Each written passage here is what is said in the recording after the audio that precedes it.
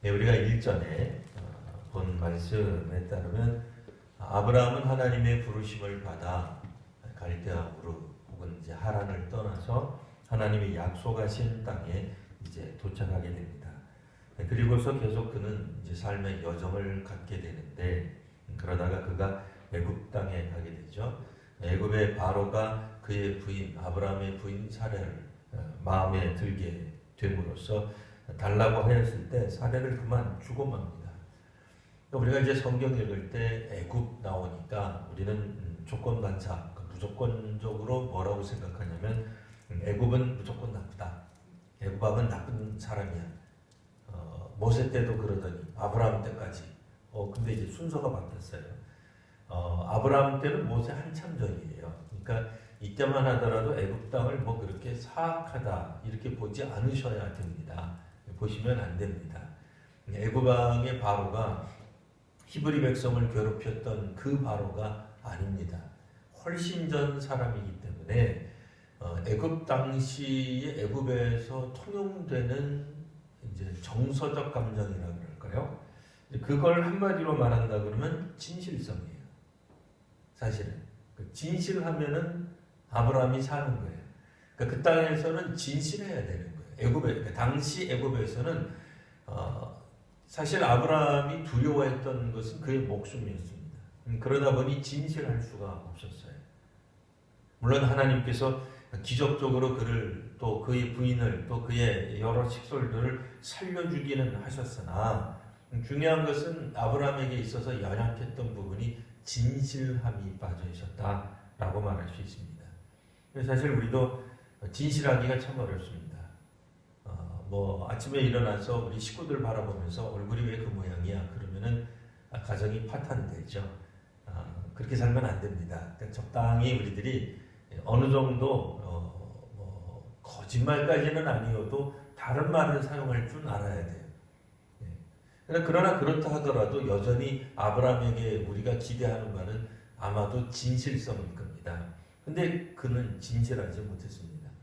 그러니까 절대적 이 진실성을 소중하게 여기는 도시, 나라였던 애굽 땅에서 아브라함이 보여줬던 행위, 이 행동은 애굽 사람들에게 매우 큰 상처를 주었을 것입니다.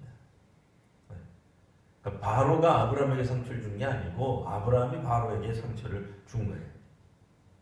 실제로 이제 아브라함은 이 일들을 통하여서 진실하게 살아야 되겠구나.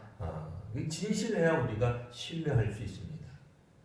사람이 자기 속에 있는 이야기를 있는 그대로 액면 그대로 하고 싶은 말을 다 하며 살아갈 수는 없겠지만 그래도 어느 정도는 자기 얘기를 해줘야 돼요. 얘기를 안 하는데 제가 무슨 수로 하겠어요. 예를 들어서 우리 또 맨 앞에 있으니까 반주자님이 목사님 이 키보드가 이상해요. 이 말을 해야 되는데 안 하는 거예요. 자기는 열심히 해요. 아까도 보니까 어떤 분이 박자가 틀리는데도 기가 막히게 박자를 따라가시더라고요. 한 번은 늦었는데 늦게도 가시고 한 번은 빨랐는데 빠르게도 가시고 저분이 알고 보면 고수예요. 그러나 그러면 박자가 마다 틀렸어요. 사실은 틀린 거예요. 근데 서로 간에 얘기가 없이 한다 그러면 서로 누군가는 진실해야 돼요. 누군가는 그잖아요. 그렇다고 해서 반주시 목사님이 박자가 틀렸어요. 이러면 우리가 뭐라고 생각해? 가만히 어디서 내가 따라하는 대로 하지 뭘 틀렸다고 얘기를 해. 이렇게 될 수가 있겠습니다만 진실하지 않으면 어떤 문제가 생겨요? 서로 그냥 거짓으로 넘어가는 거야. 물론 고수라서 알아서 넘어가면 좀 틀린 얘기예요. 관계가 서로 서먹서먹하거나 아니면 정말로 절대적 진실이 요구될 때는 얘기를 해야 돼요. 나 아프다고 얘기를 해야 돼요. 힘들면 힘들다고 얘기를 해야 돼요. 근데 말도 안 하고 가만히 있다가 내가 아팠는데 그것도 몰랐냐고 그러면 어떻게 알아요? 무슨 소리 알겠냐고요 그거를. 내가 1년 전부터 아팠는데 당신은 그것도 모르고 목사님이 내가 10년 전부터 그 얘기를 해왔는데 자기 혼자 얘기했대. 근데 상대방은 못 알아들었어요. 못 알아들을 수 있잖아요. 그 사람이 멍청해서 그럴 수도 있고 그 사람이 좀 정신이 없어서 그럴 수도 그 사람도 아플 수도 있어요. 그렇잖아요. 못 알아들었는데 보면 알잖아요. 저 사람이 알고도 의지를 가지고 일부러 나를 골탕 먹이려고 저러는 건지, 네? 악하게 나한테 대접을 하는 건지, 아니면 정말 잘 몰라서 모르고 있구나, 기억 못하네, 자기가 한 짓도 자기가 모르네, 그런 건지 알 수 있잖아요. 근데 얘기를 안 해주고 가만히 있다가 나중에 지금 이 애굽의 바로는 된통당하는 거예요, 사실은. 아브라함에게 있어서 연약했던, 우리가 생각하는 믿음의 조상 아브라함에게 절대적으로 연약했던 것 중에 하나가 진실성이에요. 사실 이 진실성이 뭐 꼭 그런 건 아니겠습니다만, 동양과 서양을 굳이 나눈다 그러면 동양이 사실은 진실하기가 어려워요. 우리의 언어 습관 자체가, 우리의 문화 자체가 진실되게 말하는 것을 약간 거부해요. 그러다 보니 알아주겠거니 스며들겠거니 지려밟고 가시 없어, 가라는 얘기 가지 말라는 얘기, 가지 말라는 얘기죠. 그런데도 우리는 뭐라고 얘기해요? 시를 쓸 때 나를 버리고 가시려면 아예 밟고 가시 없어, 가지 말라는 걸 또 그렇게 가라고 또 얘기를 해요. 그러니까 한참 들으면 이게 무슨 말인지, 가라는 얘기인지 가지 말라는 얘기인지, 간다면 밟고 가라는 얘기인지, 이거 혼돈하시면 안 돼요. 그래? 나보고 가라고? 밟고 가라고? 아싸, 밟고, 그거 아닙니다. 그 밟지도 말고 가지도 말라는 얘기예요, 그거. 근데 이걸 이제 잘못 해석해가지고, 알았어. 요즘 젊은이들은 그렇게 생각할지 몰라요. 요즘 자라나는 세대는 동양보다는 서양적 사고나 서양적 표현에 훨씬 더 가까워요. 그래서 우리 이 부모님들 세대에는 부부간에도 서로 사랑한다 얘기 한마디도 안 하고 일평생을 사시는 놀라운 분들이 있어요. 이제는 얘기 안 한다고요. 그걸 뭐 확인해요. 근데 요즘 젊은이들은 매일같이 확인해요. 매일같이 말해야 되고 들어야 되고 문자 보내야 되고 이해가 돼야 되고. 그래서 우리 때는 전혀 상상도 못했던 만난 지 1일부터 시작해서 100일도 쭉 하고 200일도 쭉 하고 300일도 쭉 하고, 그거 안 하면 난리 나고. 우리 권사님 세대 어디 그랬어요, 어디. 그러니까 이 진실성도 물론 이제 시대에 따라 조금씩 해석의 여지가 있겠으나, 아브라함은 어쨌든 전혀 아니었다는 얘기예요. 여하튼 이제 그가 네겝으로 왔습니다. 2절에 보시면 아브라함에게는 가축과 은과 금이 풍부했어요. 심지어 5절에도 보면 롯도 양과 소와 장막이 있을 정도로 그들이 풍부하게 됩니다.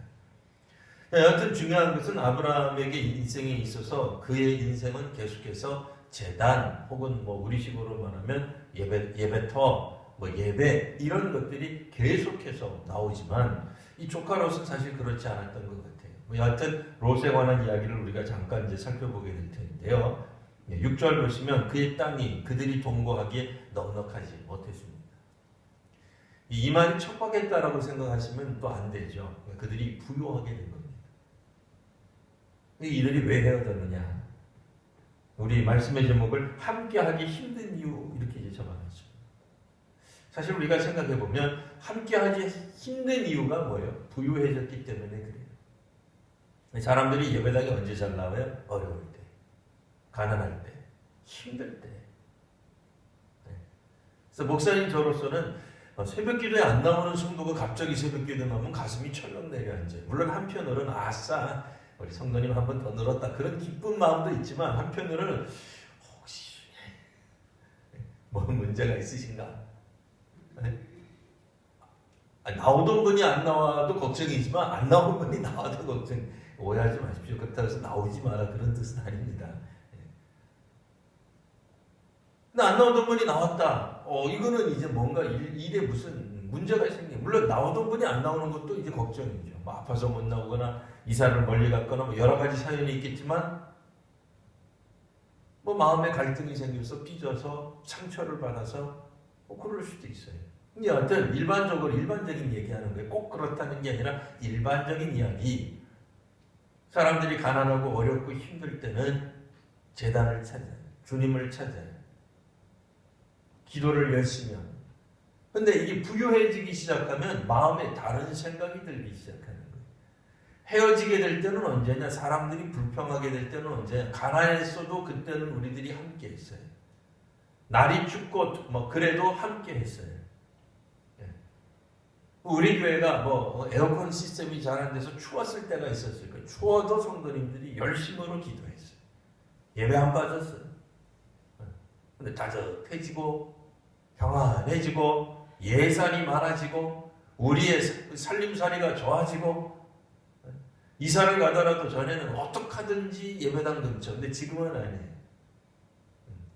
자기 집 팔아서 조금 더 돈이 되는 곳이 있으면 얼마든지 우리 이사 간단 말이에요. 더 좋은 곳, 더 잘 사는 곳, 더 돈을 벌 수 있는 곳으로 우리가 이사를 간단 말이에요. 차라리 없었을 때는 갈등이 안 생겼어요. 누가 부장을 하든 누가 여전도 회장을 하든 누가 우리의 리더를 하든 구역장을 하든 상관이 없어요. 근데 나중에는 우리가 무엇 때문에 문제가 생겨요? 부유해지기 시작하면. 그때는 헌신하기가 어려워져요. 그때는 배려하기가 어려워져요. 사람들이 잘 살게 되면 더 배려 잘할 것 같죠? 그렇지 않아요. 오히려 가난했을 때 우리도 IMF부터요. 나라가 가난해지자 놀라웠게도 전 백성들, 국민들의 상당수가 집안에 있던 금부채를 붙들고 나갔던 빚 갚으라고 갖고 온 민족이에요. 가난할 때 가능해요. 부자가 되면 그런 거 안 해요. 더 많은 부자가 되기를 원해요. 더 큰 부자가 되기를 원해요. 소위 말하는 99마리가 갖고 있는 사람은 한 마리 더 채워서 100마리 채워야만 직성이 풀리는 거예요. 지금보다 훨씬 더 좋은 삶을 사람들이 추구하게 되어 있다라는 얘기예요. 처음에 떠났을 때 얼마 되지 않았을 때 가난했을 때 우리만 의지하고 살았을 때는 갈등이 생기지 않아요. 예전에 우리 권사님들도 다 그러셨을 거예요. 방 한 칸에 보통 식구들 5명, 7명 뭐 그 이상도 한 방 안에서 다 살았다고요. 상상할 수가 없는 거예요. 그때만 하더라도 뭐가 꿈이에요? 공부방 하나 갖는 거. 공부방이라 해서 뭐 대궐 같은 방을 원하는 게 아니에요. 그냥 가족들이 저쪽에서 TV를 보든지 말든지 뭐 TV가 있는 집이 어디 있어요.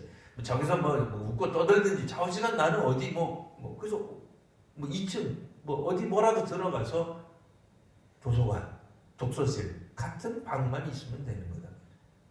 지금은 뭐가 문제가 됩니까? 각 방을 달라는 거예요. 자녀들이.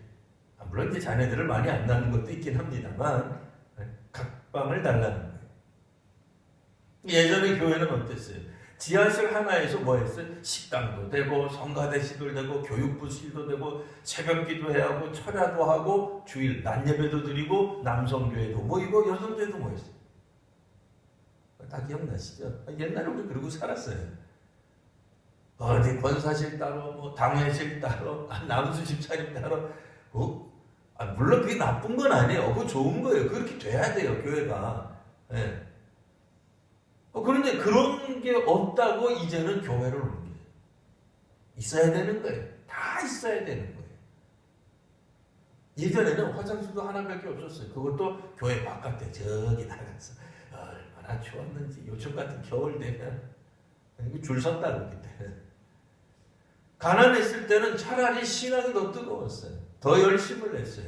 물론 그때도 우리 교회 가득 차게 해주세요라는 기도는 했지만 큰 예배당 듣게 해달라고는 기도 잘 안 했을 거예요. 복음이 전파되기를 기도했지만 그렇다고 해서 우리가 더 많은 것, 더 풍요로운 삶을 원했던 것은 아니다 말이에요. 한 사람이 성가대하고 한 사람이 여전도하고 그 한 사람이 구역장도 하고 교사도 하고 다 했어요. 주방봉사도 하고 다 했어요. 1인 5역, 6역, 1인 10역도 다 했어요.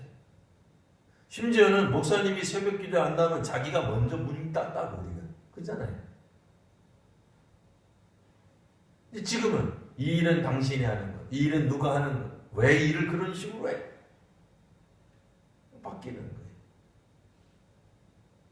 놀랍게도 이 두 사람의 동거할 수 없는 이유가 6절에 보시면 그들의 소유가 많아서. 사람들이 많아지기 시작하면 부자가 되기 시작하면 훨씬 좋을 줄 알았는데 웬걸 부자가 되고 소유가 많아지고 가진 게 많아지고 내가 더 높은 지위에 있고 내가 많이 가졌다, 부유하다, 내가 학식이 많다, 내가 심지어는 신앙이 투철하다 생각하면 사람들이 동거할 수가 없게 됩니다.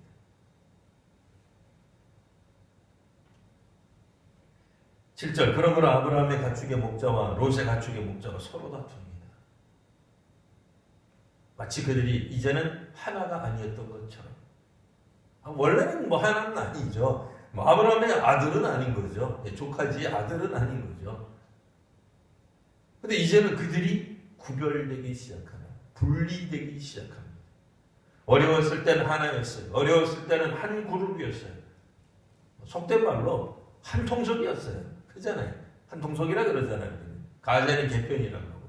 근데 가제는 개편인데 초록이 동색인데 어느 날 그들이 부유해지기 시작하자 초록이 너는 초와 록이 나는 다르다 이렇게 나오는 거예요. 가제와 개가 너희는 나와 다르다 이렇게 나오는 거예요. 힘들고 어렵고 기도 세게 하고 그럴 때는 그냥 같이 그냥 어우러져서 기도하고 이 위기를 이 난관을 헤쳐나갑시다. 당신이나 우리나 똑같습니다. 뭐 이러고 나가다가 먹고 살만 하니까 뭐라고 돼요? 가제는 개편이 아니다. 이렇게 나오는 거예요. 너는 나와 틀리다. 수준이 다르다. 그러고 나오는 거예요. 아브라함의 가축의 목자와 롯의 가축의 목자가 서로 다툽니다. 게다가 가나안 사람과 브리스 사람도 그 땅에 거주하고 있는 거예요. 뭐예요? 사실은 안쪽으로만 문제가 있는 게 아니에요. 부유해져서 우리 식구들 가운데, 가족들 가운데 갈등이 생긴 것만이 문제가 아니라 사실 심각한 문제는 이방 민족들로 둘러싸여 있었다 하는 겁니다. 아브라함의 가축의 목자들과 롯의 가축의 목자들은 이런 생각 별로 안 했는지 몰라도 하나님 보실 때에는 실제로 그들은 이방 민족이 둘러싸여 있는 거예요. 누구예요? 가나안 사람 또는 브리스 사람. 가나안 땅인데 브리스 사람도 있는 거예요. 브리스 사람에 대해서 몇몇 학자들은 이런 식으로 얘기를 했습니다. 그들은 도시에 사는 사람들이 아니라 시골 지역에 사는 족속이다. 그럼 가나안 사람은 도시에서 사는 사람들이죠. 그러면 도시 아니면 시골이잖아요. 그러니까 아브라함과 롯이 하나님의 말씀에 따라 간 그곳 가나안 땅에는 실제로 원래부터 살고 있는 사람들이 당연히 그렇겠습니다만 원래부터 살고 있던 사람들이 득실됐다 그 얘기예요. 그들은 결코 친구는 아니에요. 언제라도 적이 될 수 있는 사람들입니다. 출애굽기에도 보면 왜 바로가 요셉을 알지 못하는 바로가 왜 그렇게 걱정을 했을까? 왜 그렇게 히브리인들을 미워했을까? 물론 명확하게는 안 나와요. 근데 그 중에 하나가 나오는 것 중에 하나가 뭐냐면 이들이 숫자가 많다. 히브리 사람들이 많다. 우리 말로 말하면 뭐겠어요? 숫자가 많으면 뭐가 걱정이에요? 쿠데타 일으키는 거지. 걱정되는 거예요. 혹시 이들이 우리들의 삶을 위협하지는 않을까? 우리들도 이 외국인들이 많아지는 건 좋은 거예요. 외국인 근로자들이 있고 또 외국 사람들이 한국 땅에 와서 결혼해서 시집장가 가서 아이들 낳고 한국으로 귀하고 이렇게 사시는 건 좋긴 한데 우려되는 바는 뭐예요? 저러다가 우리 한국 문화가 완전히 사라지는 건 아닐까? 걱정되잖아요. 한국어가 이상하게 되진 않을까? 왜? 그들의 숫자가 많아져. 많지 않을 땐 걱정 안 해요. 몇 명 없을 땐 괜찮아요. 처음 궁금하신 분들은 가까운 이태원 한번 가보세요. 우리가 외국인 같아요. 거기 가면 여기서는 왠지 영어 못하고 그래서 스트레스 쌓여서 이태원 가기가 힘들어요. 네. 저도 작년에 한번 친구들이랑 이태원에 있는 데 가가지고 인도 음식점에 들어갔는데 인도 사람이 한국말을 잘 못하는 거예요. 아니, 한국 땅에서 인도 음식을 하시는데 인도 음식을 파시는데 한국어를 잘 못하시더라고요. 영어를 쓰라는 거예요. 우리 보고. 얼마나 당당한지. 얼마나 대담하게 영어로 물어오고 영어로 얘기하고 근데 나 한국말 잘 못해요. 이거 어떡하라는 거예요 이게. 걱정되죠. 자, 여하튼 이 브리스 사람이 시골 족속에 사는 사람, 성벽 도시에 살지 않는 사람으로 보면 가나안 사람은 도시에 사는 사람, 브리스 사람들은 도시에 안 사는 사람, 뭐예요? 가득 차 있는 거예요. 뭐 이분들이 왜 저까지는 아닙니다. 뭐 아직까지 공격은 안 했으니까 왜 적은 아니에요. 근데 다음 주쯤 가면은 이제 왜 적이 돼요. 이분들이 이제 적이 됩니다. 이분들이 아직까지는 뭐 적이라고 나와 있지는 않아요. 이렇게 살고 있는데 뭐예요? 사실은 힘을 합쳐도 버텨내기 힘든 판에 그들이 이제 갈라설 수밖에 없게 된다 하는 얘기입니다. 여튼 아브라함이 롯에게 말합니다. 자, 우리는 친족 아니냐? 우리 친구 아니냐? 우리 가족 아니냐? 뭐 그렇게 얘기하는 거예요. 너나 나나 내 목자나 내 목자나 서로 다투게 하지 말자. 이게 아브라함에게 있어서 중요한 메시지, 신념이 되는 거죠. 서로 싸울 얘기 아니에요. 이 자존질환이라고 그러죠. 자기들끼리 싸우다가는 스스로 멸망하는 거예요. 뭐 어떤 공동체든지 마찬가지입니다. 뭐 민족도 마찬가지, 집단도 마찬가지, 교회도 마찬가지. 우리들끼리 서로 물고 뜯고 싸우게 되면 어떻게 되겠어요? 망하는 거 외에는 아무것도 남지 않아요. 그게 걱정인 거죠. 우리 주변에도 이 종교 집단이 우리 기독교인, 우리 교회 주변에는 사실은 누가 있어요? 뭐 크게 보면 아주 뭐 넓게 보면 뭐 악의 세력이 있겠죠. 뭐 그 배후에는 뭐 사탄의 세력이 있겠습니다만 어쨌든 믿지 않는 세상에 있는 거예요. 믿지 않는 사람들이 우리 주변에 있는 거죠. 아브라함처럼 그렇게 거짓말로 일삼으면서 인생을 살아가다가는 여호와 하나님 앞에 이게 부끄러운 인생이 되는 거죠. 근데 이제는 자기들끼리 싸우는 문제가 터지고 말았다 하는 겁니다. 이 믿음의 조상의 길이 결코 쉬운 길이 아닙니다. 그리고 우리가 생각하는 것처럼 그렇게까지 성공적으로 믿음의 조상의 길을 걸었다고 보기에는 여전히 낙제점이라고 말할 수 있겠죠. 실상 우리도 그래요. 우리도 우리의 신앙을 혹 자랑하려는지 모릅니다. 우리 교회는 아주 훌륭해. 혹은 스스로 생각하기를 뭐 자기를 스스로 훌륭하다고 말하면 창피하니까 그래도 우린 동양이잖아요. 그렇게까지는 안 해도 속으로는 생각할 수 있어요. 우리는 겉으로는 얘기 안 해도 속으로는 그렇게 생각할 수 있거든요. 근데 믿음의 조상이라고 우리가 생각한다 할지라도 여전히 우리도 아브라함처럼 어처구니 없는 구멍이 있을 수 있어요.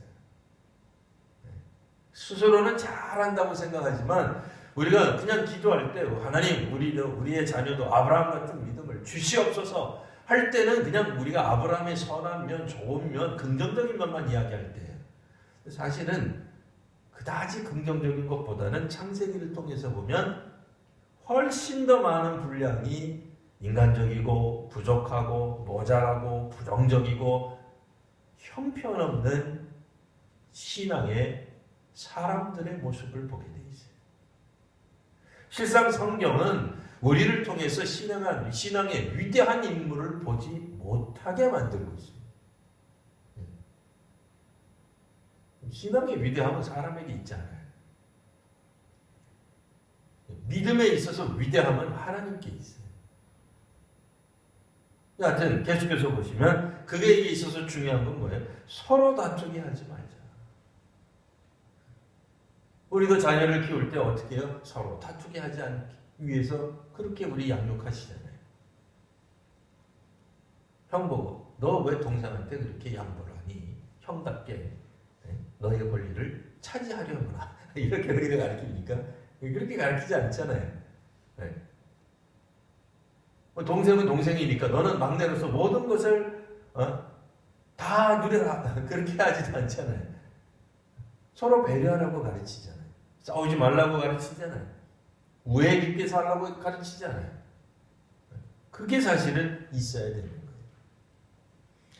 자, 내 앞에 온 땅이 있지 아니하냐? 자, 한번 봐라. 그래서 롯이 어쨌든 이제 선택권을 먼저 줍니다. 이 걱정이 되는 부분이 있어요. 아브라함이 분명히 하나님의 말씀에 따라 이 가나안 땅에 오게 되었는데 하나님 약속하신 땅이에요. 아브라함에게 보여주시겠다고 하는 땅이에요. 가라고 하는 그 땅이에요. 근데 롯에게 먼저 우선권을 줘요. 만일 롯이 하나님이 원하시다. 하나님이 본래 아브라함에게 주시려고 했던 땅을 선택하면 아브라함은 어떻게 되는 거예요? 그 땅을 차지하지 못하게 되는 거죠. 그런데도 아브라함이 롯에게 먼저 선택권을 줍니다. 나름대로 사람이 위기를 겪으면서 어느 정도 성숙해졌다라고 이제 볼 수도 있습니다. 조카에게 먼저 배려를 하는 마음을 보여주고 있습니다. 우리 같으면 야, 너 나 때문에 부자가 됐는데 그잖아요. 자기 때문에 부자가 된 거잖아요. 여전히 거기에 계속 있었으면 뭐 어떻게 될지 모르는데 어쨌든 어떤 결단을 하고 갈대아우로 하란을 떠나서 나왔든지 간에 아브라함 잘 뒤쫓아가지고 부자가 됐는데 아브라함 말 들어야지 장유유서인데 이렇게 할 수 있잖아요. 근데 그렇게 하지 않았어요. 어쨌든 먼저 가라. 먼저 선택해라. 근데 롯의 삶의 기초가 되는 게 있습니다. 그게 뭐예요? 자, 10절 보시면 눈을 들어 본즉 온 땅에 물이 넉넉했다. 자, 그래서 그때 그 사람들이 볼 때 여호와의 동산 같고 애굽 땅과 같았다. 고대 사회에 있어서는 이 물이 굉장히 중요했을 겁니다. 특히 이제 목축업 우리 농사할 때도 마찬가지지만 목축업할 때 물이 얼마나 중요하겠어요. 그러니까 물이 넉넉해야 돼요.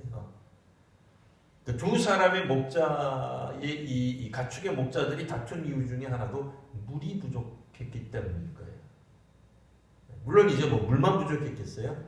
양떼들 혹은 소떼들이 먹어야 될 그런 어떤 풀 같은 것도 모자랄 수 있었겠죠. 근데 이런 부분들에 대해서 롯이 선택한 거는 뭐냐? 그가 보는 눈을 의지하였어요. 눈을 의지하였다라고 하는 건 뭐예요? 자기가 가장 이롭다고 생각하는 방향을 선택한 거예요. 가장 이로운 방향이 뭐겠어요? 나한테 제일 좋은 거죠. 우리도 그런 거 하잖아요.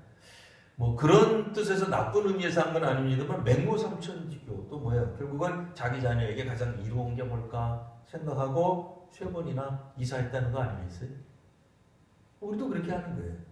우리가 볼 때 나한테 가장 유리한 게 뭘까를 사람들은 택하게 돼 있는 거예요. 근데 이제 문제는 이렇게 하나님 믿기 시작하면 이게 복잡해져요. 그러니까 하나님 믿는 신앙도 우리가 유리한 방향으로 가는 거예요. 하나님, 저에게 있어서 가장 유리한 것은 이번에 대학 들어가는 겁니다. 고등학교 졸업하자마자 대학 들어가고, 대학 졸업하자마자 대기업에 들어가고. 자기에게 제일 유리한 거잖아요. 우리 그거 기도한다. 근데 어떤 신이, 어떤 하나님이 그걸 안 들어주면 뭐라고 해요? 이 하나님 아닌가 보다. 이 교회는 아닌가 보다. 그렇게 생각한단 말이죠. 그리고 또 자기에게 가장 유리한 게 뭘까? 가장 이로운 게 뭘까? 그건 뭐 인간의 본성이죠. 우리에게 뭐 나쁘고 천박한 것을 우리가 선택할 리가 없잖아요.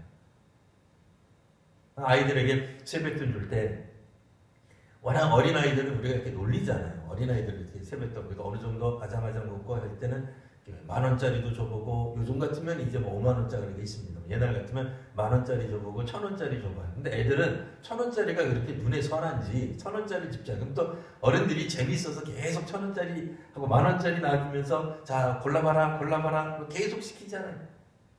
그러니까 애는 끊임없이 계속해서 1,000원짜리 받아요. 나중에 엄마가 가서 물어봤대. 너 왜 자꾸 1,000원짜리 받냐고. 내 엄마가 분명히 얘기하지 않았냐. 10,000원짜리 받으라. 이 아이가 뭐라 그러는지 아시죠? 엄마 그러면은 나한테 계속 1,000원을 안 줘. 그래서 이 계속 1,000원짜리 받는 거예요. 1,000원짜리 알고서 받는 건데 하여튼 자기에게 가장 유리한 게 뭔지를 사람들은 귀신처럼 알아요. 이 표현이 좀 그렇긴 합니다만 귀신처럼 알아요. 이게 나한테 더 이롭겠다. 나를 더 이롭게 할 것이다. 내가 훨씬 더 좋은 것으로 롯은 선택했다 하는 겁니다. 아브라함의 선택과 좀 비교가 되는 거죠. 나에게 가장 합리적이고 나한테 가장 이로운 방향이 뭘까?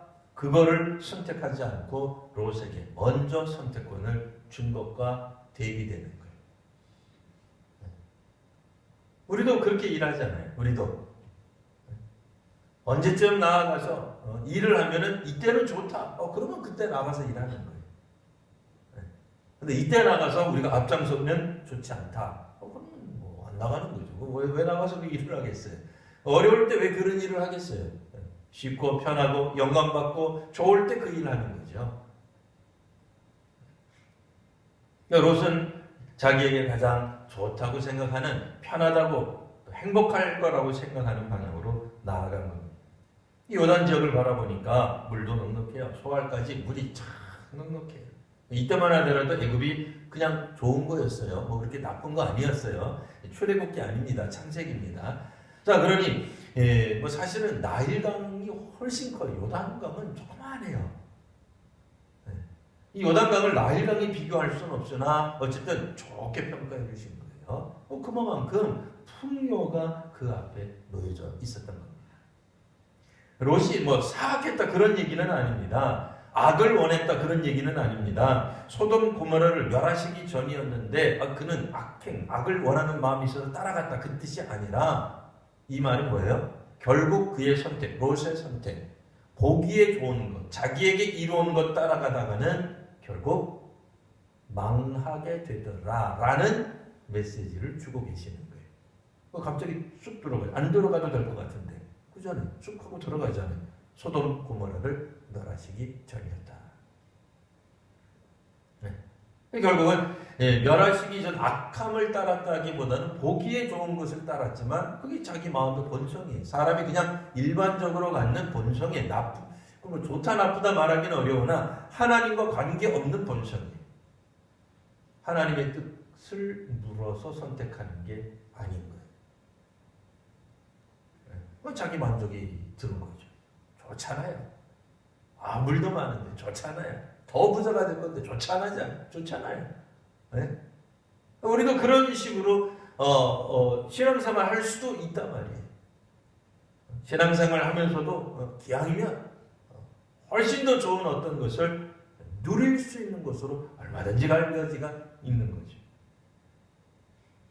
자, 그래서 11절 롯은 요단 온 지역을 선택하고 동으로 떠납니다. 이렇게 해서 그들이 서로 떠나게 됩니다. 자, 반대로 아브라함은 가나안 땅에 거주하고 롯은 그 지역 도시들에 머물게 되었다. 그런데 안타깝게도 13절 소돔 사람은 여호와 앞에 악하며 큰 죄인이었더라. 뭐 죄를 선택한 건 아니에요. 롯이 일부러 선택한 건 아닌데 결국 자기 보기에 좋은 것을 선택하다 보면 악하고 죄인된 그룹에 속하게 된다가 되는 거예요. 자, 반면 롯은 아브라함이 떠난 후에 이제 아브라함에게 하나님 나타나셔서 말씀하십니다. 자, 눈을 들어 너 있는 곳의 북쪽, 남쪽, 또 동쪽, 서쪽을 바라봐라. 자, 보이는 땅을 너에게 줄 것이다. 17절 그 땅을 종과 횡으로 두루 다녀봐라. 내가 그것을 너한테 줄 것이다. 18절 말씀 아브라함이 장막을 옮겨 헤브론에 있는 마므레 상수리 숲에 이르게 됩니다. 이 마므레 상수리라고 하는 이곳, 마므레 이 지역이 나중에는 이제 한동안 아브라함의 이제 근거지가 되게 됩니다. 그래서 그곳을 중심으로 아브라함이 이제 활동하게 되는 그런 장소가 되겠죠. 여하튼 마지막 절 18절 말씀에 보시면 거기서 여호와를 위하여 제단을 쌓았다. 물론 이제 아브라함이 족장이기 때문에 아브라함을 중심으로 성경이 기록되어 있는 건 맞습니다. 그러나 의도했는지 의도하지 않았는지는 모르나 롯이 뭐 예배했다 이런 단어가 별로 나타나지 않는 것과 비교해서 본다면 뭐 롯이 예배를 안 했다 이렇게 우리가 단정 지을 수는 없겠으나 중요한 건 뭐예요? 아브라함 인생에 있어서 중요한 키워드. 비록 그가 진실됨에 있어서 실패하고 뭔가 좀 이 문제가 있는 사람으로 묘사되고 있기는 하지만 그럼에도 그의 인생에 있어서 중요한 단어 뭐예요? 제단. 그리고 하나님 앞에 제사를 드림. 이게 나오고 있다는 거예요. 뭐 상대적으로 롯은 나쁘다 이렇게 보지 마시고요. 롯은 그냥 내비두세요. 롯은 떠나갔으니까 그냥 뭐 떠나간 걸로 두세요. 이 롯이 볼 때는 아브라함은 자기보다 좀 형편없는 곳으로 간 거잖아요. 척박한 곳으로 간 거죠. 볼품 없는 곳으로 간 거죠. 물이 넉넉하지 못한 곳으로 간 거죠. 왜? 우리로 말하면 환경이 좋지 못한 곳, 모든 것이 다 배려가 되고 그냥 알아서 제공이 되지 못하는 곳, 그곳으로 간 거예요. 근데 그는 아브라함이 한 것이 있습니다. 뭐예요? 제단을 쌓았다. 하나님께 예배를 드리는 모습이 나타나고 있다라고 하는 겁니다. 우리 같으면 속상할 수도 있잖아요. 그냥 내가 롯이 말하기 전에 내가 먼저 택하고 나서 내가 먼저 정했으니까 넌 딴 데로 가라 그럴 걸 그랬나? 그런 마음이 들 수도 있잖아요. 근데 롯에 비하면 분명히 나쁜 곳으로 간 거예요. 롯에 비하면 조금 좀 품질이 떨어지는 곳으로 가는 거예요. 지금 보면. 그런데 중요한 것은 뭐예요? 그에게 있어서 중요한 것은 하나님이 나타나시고 그 하나님께 예배를 드리는 것이 나타나고 있다라고 하는 겁니다.